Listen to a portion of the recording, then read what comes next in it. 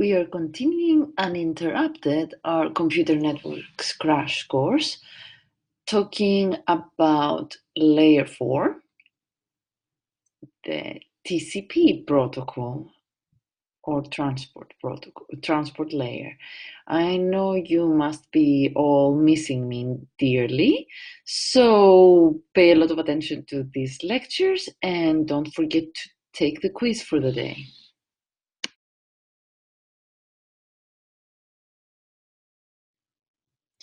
So far as you remember, I hope you didn't forget everything after the midterm. We have discussed about the big picture of what is the internet, a network or networks. We discussed about the differences between the OSI versus the TCP stack and why we even have layers in the stack. We gave the big picture, which we will revisit at the end of this set of lectures. And then we talked about top-tier internet service providers, internet exchange points, and content providers. And finally, up to the midterm material, which you had really some good questions on it, we talked about HTTP and DNS. So in this lecture that I split in two parts, we'll first talk about the transport layer, TCP and UDP protocols, and in the second part, you will need to watch both to take the quiz on February 22nd. We will talk about routing and the two major routing protocols, BGP and OSPF.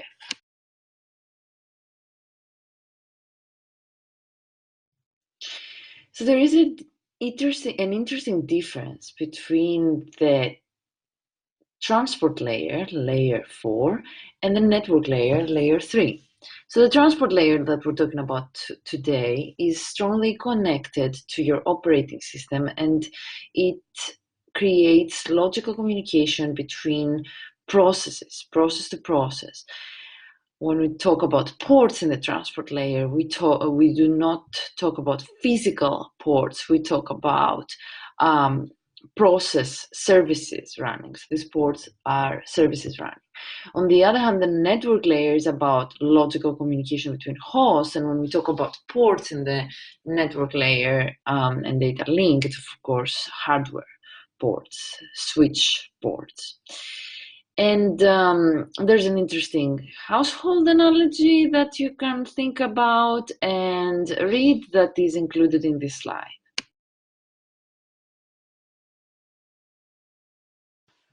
You may have heard before, this is what TCP is famous for, the transmission control protocol. It's famous for reliable transport of your data. And specifically, it also offers other services such as congestion control when the network gets too overloaded. It offers flow control, and also it is responsible for connection setup. On the other hand, the user datagram protocol, which sometimes we call unreliable datagram protocol, is unreliable. And it's a very lightweight type of protocol. And however, there are no delay guarantees and bandwidth guarantees in either. But of course, the TCP protocol is much more reliable in terms of delays and bandwidth because there is flow control and congestion control. As you can see in this picture, there is a logical end-to-end transport connection between the client, let's say your browser, and the server, let's say google.com. And I'd like you to observe that in between, for example, the switches that are in between, they do not care about layer 4, the transfer protocol. The switches only care about up to the network protocol, which closely relates to routing. So that's something to understand, that not all devices end-to-end in the network implement all layers. That's a very interesting thing. here you see the end-to-end principle, the ends, the edge. You will hear the edge and the term edge computing quite a lot. It's a very modern term nowadays, edge computing, fog computing. This is about the smart edges. Our computers, our cars, our phones are smart. The routers and switches that are in between are not nearly as smart, but of course they perform important jobs. And this is something that you need to think about. The design of the internet was based on this end-to-end protocol, and think about the pros and cons of this end-to-end principle.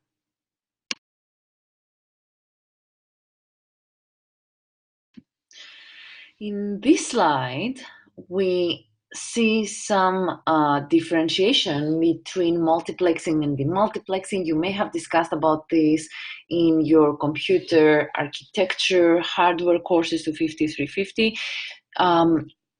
So multiplexing means that the socket, and actually I would like to ask you what is a socket, and you should Google what a socket is. It's a programmable end-to-end connection, and you should definitely Google and look more about this. But unfortunately, in this class, we may not do too much about raw sockets. We will only define them.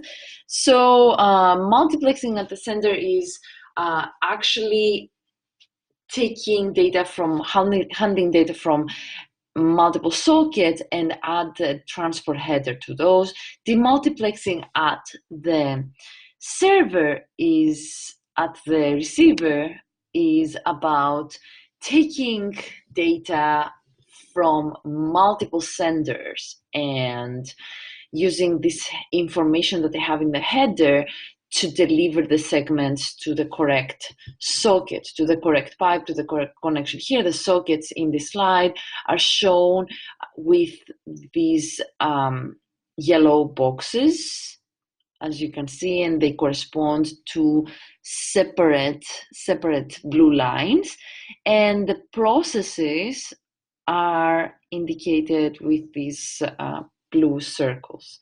And also a good idea would be to Google what a process is, what an operating system process is. Many of you may not have taken operating systems yet.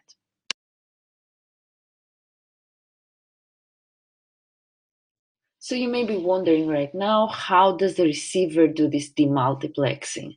So here we have a TCP/UDP segment format. They're very similar, and they both include a source port and a destination port, and a source IP address and a destination IP address. And the host uses IP addresses and port numbers to find which socket corresponds to the specific sender that it's talking to. If you looked up and Googled sockets, and you can find sockets with Python or any high-level language, Java has sockets, C++ has sockets, and all that good stuff. If you looked this up, you would see that the socket library and the socket method always includes an IP address and the port number. So that's the way the receiver performs the multiplexing and finds the proper socket to direct the data and then do the appropriate processing.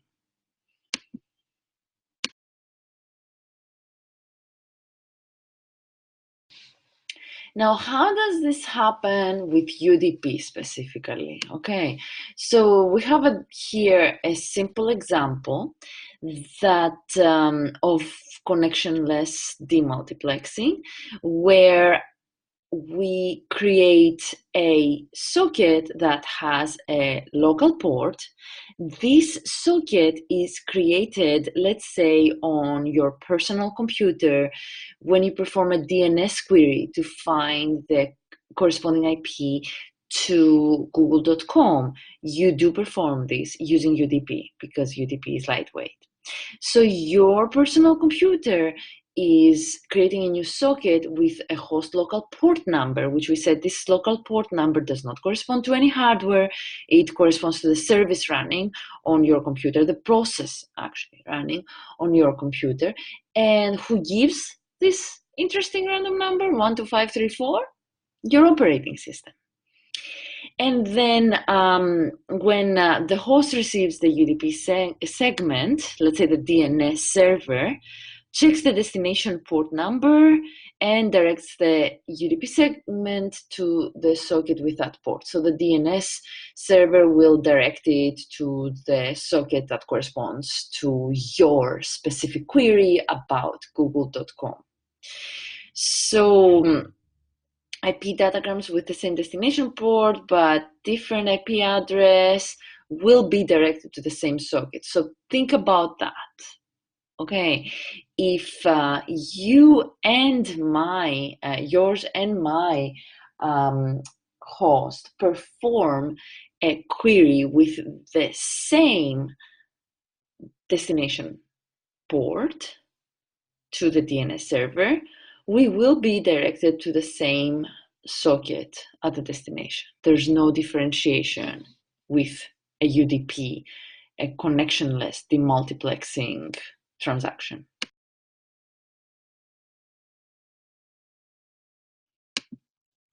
Definitely a picture is better than 1,000 words. So in this case, this picture shows very nicely what the ports look like and what the sockets look like and the processes that your sockets are connecting to. So let's say your host, which creates a datagram socket with source port 9157, destination port 6428.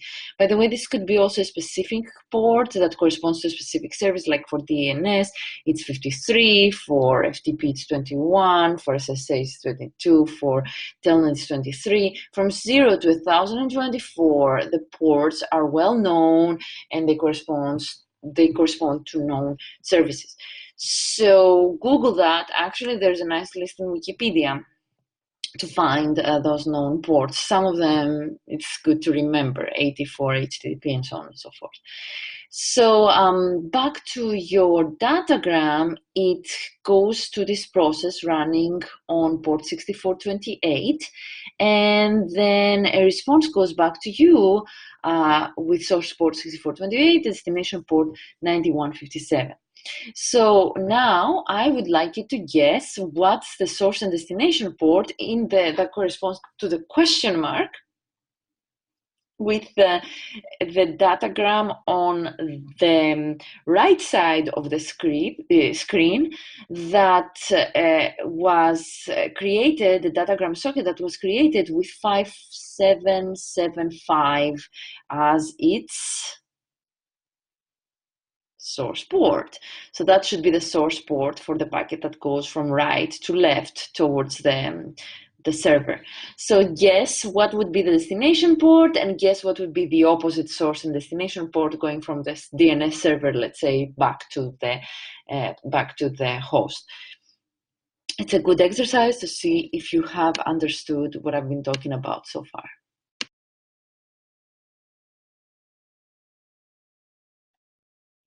So time to now talk about the heavy lifter of the transport layer protocol, which is the TCP.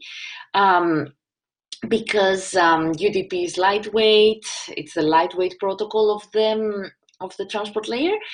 And specifically, we will talk about connection-oriented demultiplexing. So in the case of UDP, we only cared about source port number and destination port number. And we said that if the source port number were different, like my source port number is different than your source port number, as you saw in the previous slide, but the destination port number was the same, UDP didn't mind, and it would use the same process to reply and the same process to reply to both of us. Now, in the case of TCP, there's a 4-tuple to characterize the socket. It includes the source IP address and the destination IP address. So even if we have the same destination IP and the same destination port number, let's say both of us are trying to connect to Google, port 80 and destination IP, I don't know, 12345, then there's gonna be a difference in two parts of our socket, the source IP address and the source port number.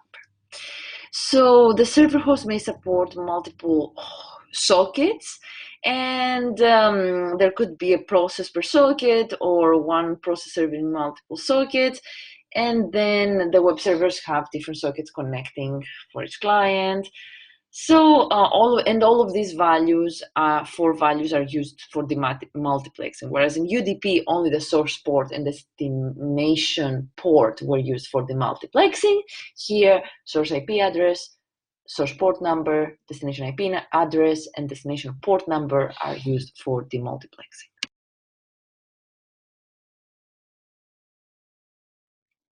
Again, a picture shows so much better what I've been talking about in the previous slide. So in the case of from left to right, from A to B, this is, let's say, me with source IP source IP A, B, source IP A and source port 9157, and I'm trying to access Google, which is in destination IP B and port 80. HTTP is using TCP for the connection, to establish a connection. And so as you can see in the server, there are 3 different sockets served by 3 different processes. I am served by process 4, and my socket is characterized by this 4 tuple. You, on the other hand, that you're on the right side, are served by process 5 and 6, because it seems you have 2 connections on Google. So, and you are looking at 2 different things. So you may have 2 different tabs, and that's why you have 2 different source ports. So that's a very nice way of showing these multi-process sockets.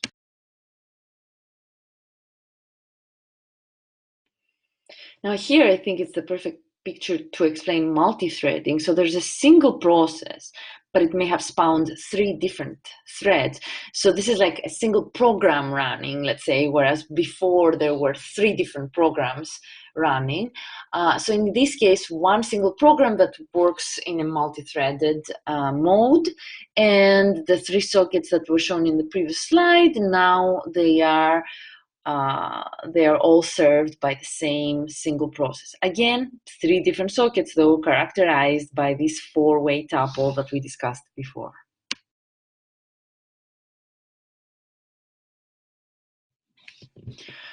To recap about UDP, because we will be talking mostly about TCP for the rest of this lecture, it's the bare bones protocol for the transport layer. It's used for DNS, as I've told you, and for the simple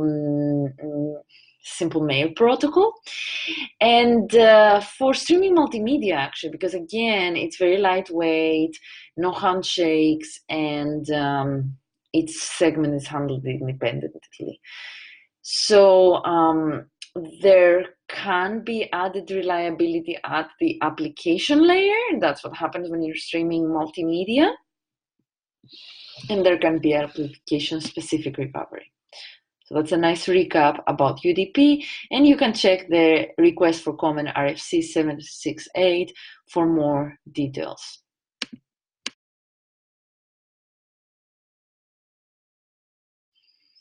Here I'm showing the segment header. It's very minimal as well, quite alpine. Source port, destination port, length, and checksum. We don't care about source IP and destination IP. So the length is the bytes in bytes, the length of the UDP segment. And in a networks course, we talk a lot about checksum and how we check for errors during transport, but we're not going to get to these details. So sometimes you may wonder, why should there even be UDP? Well, we do need a more lightweight protocol. It does make a lot of sense, especially with lightweight application layer protocols like DNS, that we don't need connection establishment, and it's simple, keeps things simple, and there's no state monitoring and all that. It's not stateful, it's stateless. And the header size is small, and it's really, I mean, it's the bare bones, like we said. So we need a protocol like that in the transport layer, as well as, of course, we need a reliable protocol, as we will see for the rest of this lecture, which we will talk about TCP.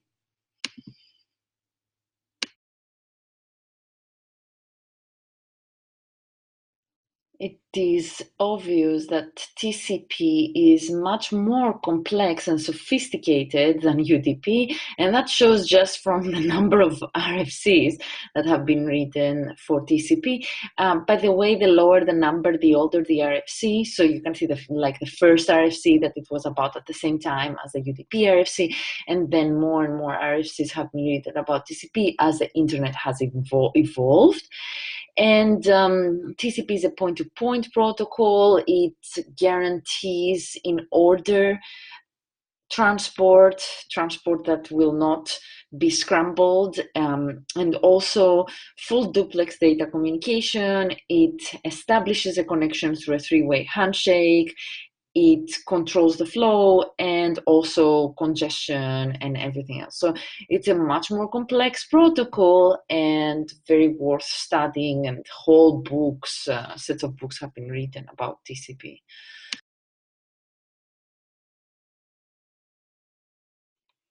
I don't know about you, but personally, I get very excited when I look at packet headers. However, most students don't. So in the slide, which you do have the slides, a set of slides, in this specific slide, the segment structure for TCP, I have a link in the notes, which is really worth looking at, and it's Lego bricks that make packet headers. So I really want to get these Lego bricks before I teach computer networks again and have them for the students, because I think they're going to make packet header much more fun.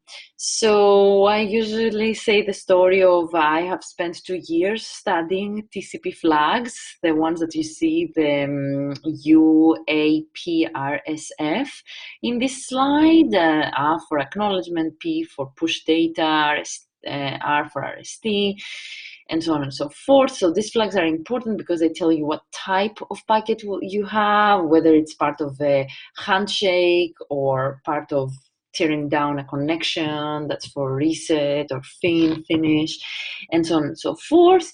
And there's 6 bytes of these, but there's only 9 flags that are currently used. So think about if you had 6 bits, actually, sorry, if you had 6 bits, you could make many more than 9 flags. So these 6 bits have been used for covert communication, and that's why I spent 2 years studying this flag. It was very interesting to discover and uncover covert communication channels. So besides that, as you can see, there is a source port and destination port, and then a sequence number and an acknowledgement number. And these two are used for the ordering of the TCP packets.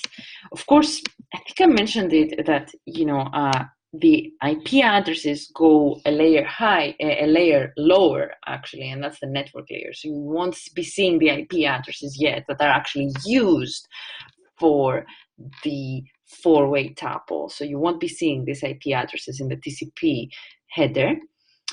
Of course, the checksum to check if we have all the bits have been transferred correctly, and if not, retransmit. The receive window that is used for flow control and options that are not used very much. And then, of course, the application data, because like we said, this is the first part of encapsulation where we get the data, let's say HTTP data, and we encapsulate them with the TCP or UDP header, depending. So a lovely header that you can spend hours looking at it.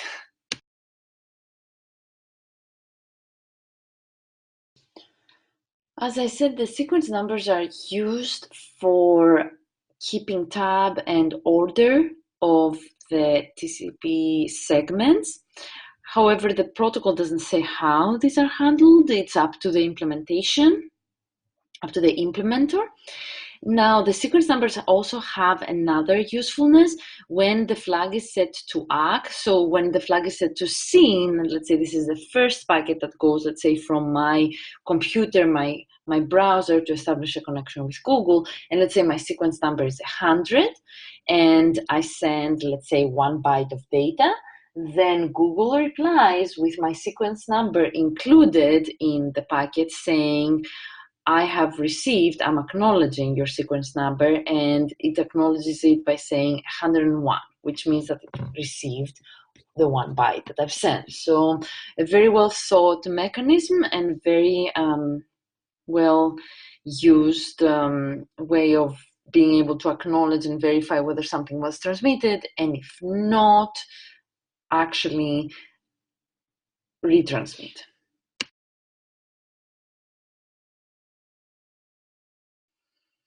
Again, a picture is worth 1,000 words and explains much better what I said in the previous slides. So host A sends the letter C to host B and sends the sequence number 42 and acknowledges a previous sequence number that host B sent, which was 79, and sends the data C. So now host B needs to acknowledge that it received the letter C. So as you can see, the acknowledgement includes the sequence number of host A, 42, plus 1, 43. So that's why the acknowledgement is equal to 43. And then the host A needs to acknowledge that it received the echoed C, and so it sends a sequence number 43 and acknowledgement the sequence number of host B, 79 plus 1. So in this case, this is what happens when you do a telnet or SSH and you start typing things. Your hosts are acknowledging the letters. They are mirroring the letters that you're typing. It seems quite inefficient, but with the speed of the internet right now, it's quite efficient. Now, back in the day when I was SSHing or telnetting to the remote host in my school to do my homework because I had just a terminal in my computer that was very powerless, I would experience some delays actually to see the letters that I was typing. And sometimes when your network is congested, you may experience delays. Let's say when you connect with SSH on Genie, you may experience some delay, but this is much more rare now than back in my day.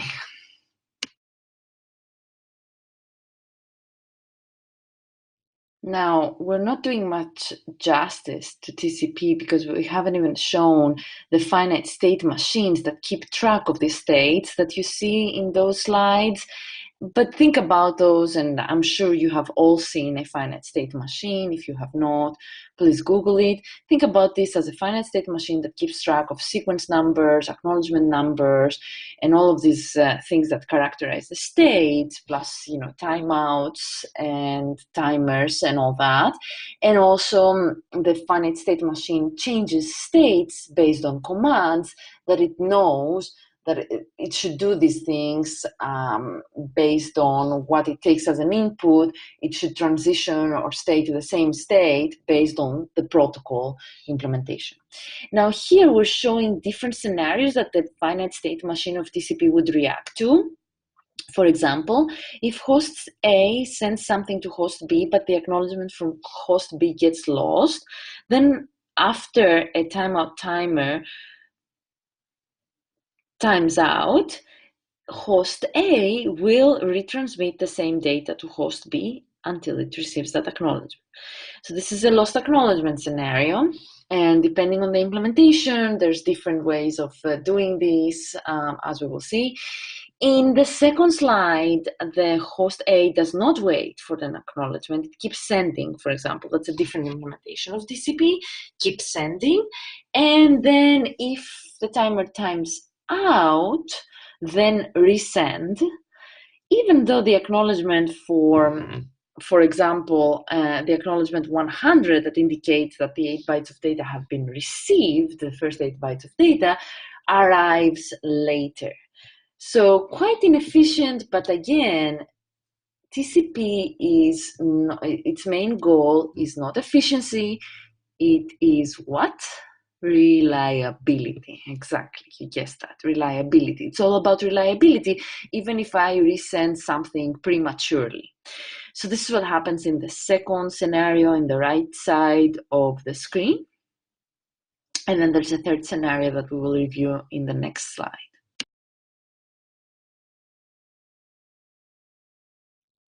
This last scenario, again, a different case for a host that transmits something and has a timeout timer to check whether its data has been received or not. So in this case, the sender, host A, does not even care if acknowledgement 100, the acknowledgement of the first 8 bytes of data, has been lost, because it receives an acknowledgement before the timeout, an acknowledgement for 120. So the first 8 bytes and the other 20 bytes. So at this point, it considers that host B has received all 28 bytes, and so it moves on and sends the next 15 bytes of data. So this is nice and efficient scenario, but of course, any of the other two scenarios can also happen depending on how congested the network may be. And of course, if there's congestion, again, TCP, and too many retransmissions, again, TCP will take action. And like I said, again, we're not going to get through too many details, but keep in mind that if TCP sees too many not worthwhile retransmissions, like the previous one, the premature timeout and retransmission, then it will do something. It will start controlling the host so that congestion gets lowered and eventually eliminated. A very brilliantly thought mechanism of controlling flows and congestion. Really, TCP is a brilliant inception, and it was done right for the most part, okay, not considering security, from when it started.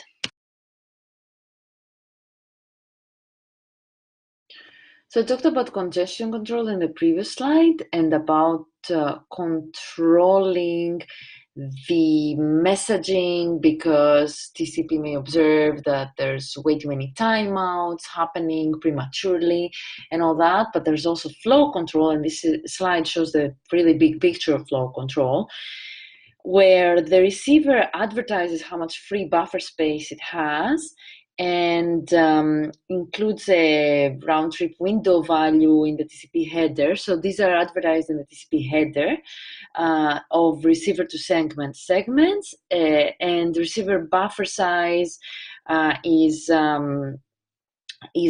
indicated via socket option. It's typically default 4096 bytes. And many operating systems auto-adjust the receiver buffer, and the sender limits the amount of unacknowledgement in-flight data to the receiver's round-trip window value, receiver window value, excuse me, not round-trip, receiver, RWND, receiver window value. So the sender limits itself, and it says, okay, I shouldn't overflow that poor receiver since it told me already that it has only 4096 bytes. So then that guarantees that the receiver buffer will not overflow. So through the advertisement saying, this is how much I have, make your provisions, right? Don't overflow me. Then flow control happens with TCP. Now, again, this is big picture. There are many more details, but it's a nice way to explain it with not too many details. All right, so we are done with layer 4, another layer in our pockets of knowledge. So layer 4, we talked about a lot about multiplexing and demultiplexing, reliable and connectionless data transfer, and we gave the big picture about flow control and congestion control. And we did give some good, interesting details about the UDP and TCP protocols. The next thing that we're going to talk about is we're going to leave the network edge and we're going to go to the network core, where layer 3, the network layer, and layer 2, the data link layer, are implemented. So we're going to the network core, and layer 3, the network layer, has two parts, the data plane and the control plane. So layer 3 is going to be a little bit longer than the rest of the layers. So to be continued.